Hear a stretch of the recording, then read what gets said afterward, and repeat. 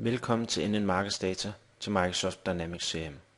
Jeg vil i denne præsentation vise, hvorledes produktet installeres.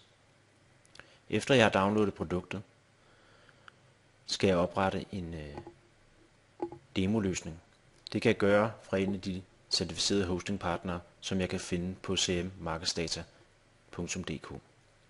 I det her tilfælde er jeg gået ind på dynamicscrm.com, hvor der automatisk er mulighed for at oprette en CRM-løsning. Efter jeg har gjort dette og fået en CRM-løsning, har jeg mulighed for at installere NN Markedsdata til Microsoft Dynamics CRM. Jeg starter installeren. Jeg accepterer betingelserne og klikker Next. Jeg skriver mit brugernavn og password, og det er sådan set det eneste jeg skal gøre. For efterfølgende vil den gå i gang med at installere produktet på den demoløsning jeg har oprettet. Det tager omkring 3-5 minutter at installere produktet.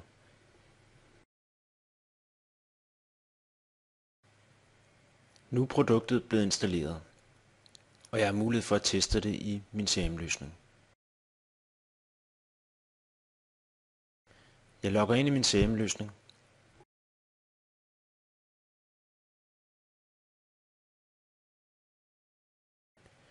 Hvis jeg ikke kan se knapperne til NN Markedsdata, skyldes det sandsynligvis, at jeg ikke har enabled ISV-config.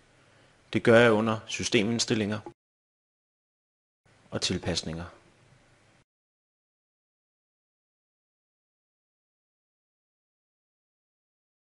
Nu har jeg enabled ISV-config, og det betyder, at knapperne er tilgængelige.